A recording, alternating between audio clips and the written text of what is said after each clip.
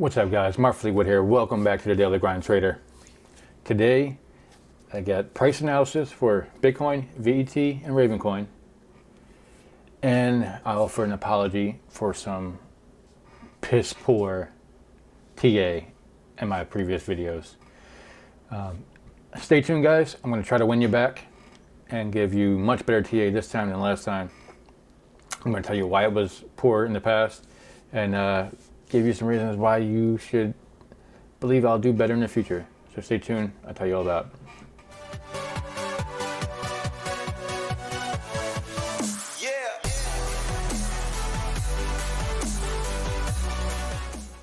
Alright guys, let's get the obvious out of the way first. I'm not a financial advisor and this is not financial advice. You are in charge of managing your own money. I cannot do that for you. I should not do that for you. You should not allow anybody to do that for you. You manage your own. These TAs are for educational and entertainment purposes only and are barely educational at best. But with that being said, if you like the channel, subscribe to the channel, like the videos, hit the notification bell so you know every time I put a new video out. I do apologize for the time between my last video and today. I've had some issues with my knee surgery, had some follow-up, some issues with PT. I might have to go back to sleep and have a manual manipulation done on my leg to break scar tissue because I'm not getting range of motion like I should. So that's been a bit of a pain in the ass. But hopefully I don't have to do that because I've heard that it is extremely painful. But oh, it is what it is. With that being said, let's hop into Bitcoin, and I will tell you why. Actually, no, let's do VET first. We're going to do VET first. So we're looking at the daily chart, and there's one thing I want to show you guys real quick on the daily. All three of these is in a downward wedge. This downward wedge will typically break upward. 80% of the chance that it breaks out in the upward momentum to the plus side. Now with that being said, we've got some green candles here. We've got price action here and we got price action here with some positive momentum, but we've got no volume. I am very cautious, very concerned this is going to be a sucker's rally, and that we will see this dip back down and make a third bottom touch before breaking out. I am very concerned that that's the case. If this breaks out, this volume needs to spike quickly. I mean, there needs to be a spike like this, but maybe not in a selling manner. And that's kind of what I'm scared of. This was bottoming out here on green candles, and then it kind of just went down hard, went down fast. So be careful with volume. Now, my biggest problem with previous TAs is I didn't use odds and probabilities over hopefulness and optimism. Now, I hope that makes sense. I'll show you why. Take VT on the 4 hour. On the 4 hour, this made a pattern here.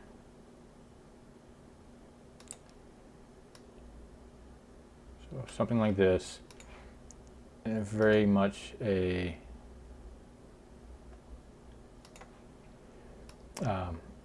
bear flag. So something like that. We had some rising support, pretty steady resistance. Actually, it might have been falling a little bit. Probably something more along this line is probably more accurate. But this is going to break down like 80% of the time. It's going to have a downward break like 80% of the time. The optimism and the hopefulness was that, hey, this broke down so hard, it hit the 50% line. That's good for a two-wave.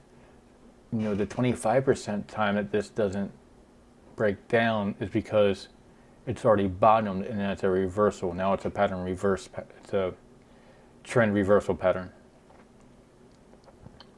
You can't, statistically, financially, you can't be profitable trying to play a reversal with a 25% success rate. It's just not going to happen. 75% of the time it's going to break down.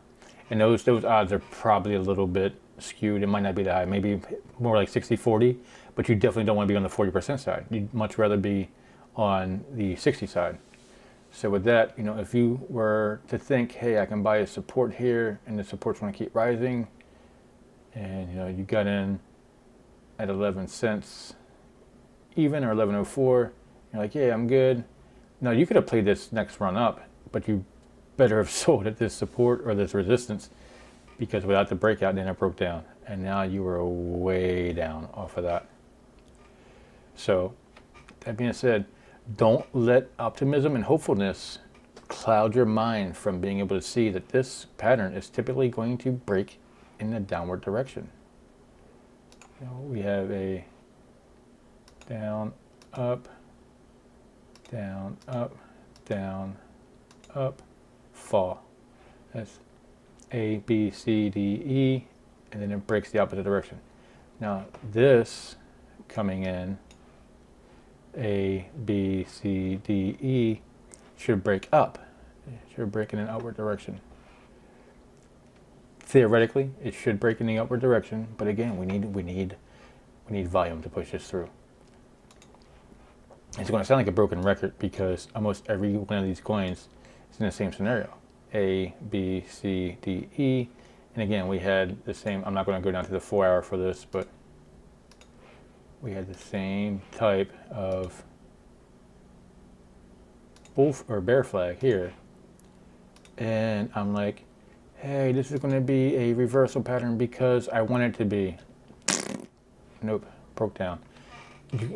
You cannot let optimism cloud judgment and odds and probability. Emotion needs to be thrown aside, and that's something I'm learning, where if I can't do that, if I can't find a way to make that happen, I will never be a truly successful trader. It's just all there is to it. If I can't get emotion out, if I can't get hopefulness out of the mindset and just be odds and probability, you have to be cold and calculated, or this will not work for you. So, I mean, that's about the best piece of advice that I can give, and that's just advice. That's not financial advice. That's just advice on knowing who you are, knowing your mentality, and whether or not this is even worth you getting into. But again, volume going down. If the volume spikes up with buying volume, awesome. This could take off here. If you start to see the price action come down, if this green candle starts to dip and the volume comes up while it's dipping, it's going to drop down, and we're going to see a 7.5 cent Ravencoin before we blast out of this. I think we got one more bottom touch. I think Bitcoin's going to be the same way. You know, Bitcoin, again, same thing. Hey, we had this nice, and Bitcoin really faked this out too, because Bitcoin actually did have like a fake break on this thing.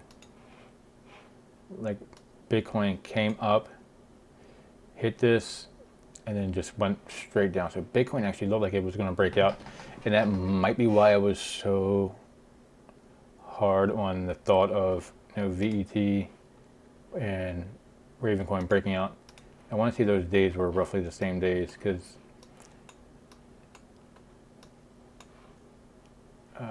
when did, so this went big green here. This was 9/11. No, I'm sorry, 9/14 for Bitcoin. 9/14, this was up.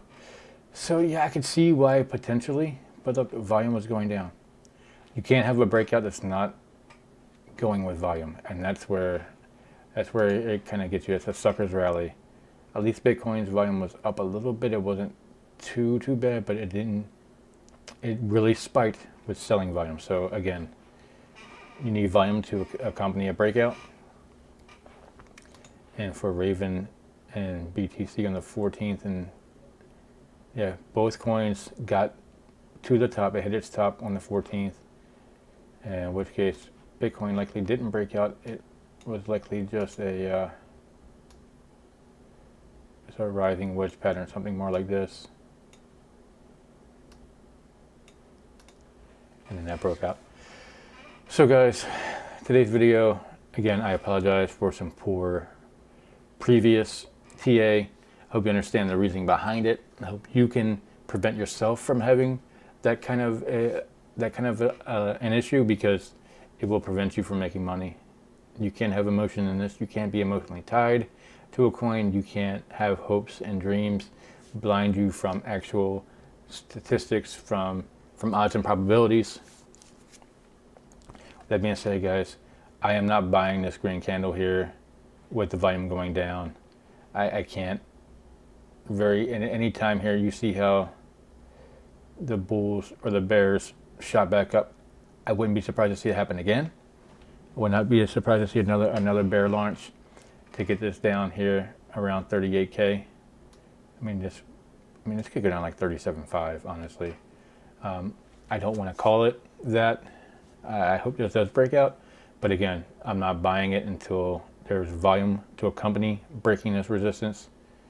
But I think the most logical, the most probable is that we hit our fifth touch, our third support touch, and our fifth overall touch, and then we eventually jam up out of that. But I think we see 37. We should got more loose hands, and that'll be it. So with that, I'm going to call the video there. Like I said, if you liked it, please like, subscribe to the channel, all that good stuff. And as always, until the next time, peace.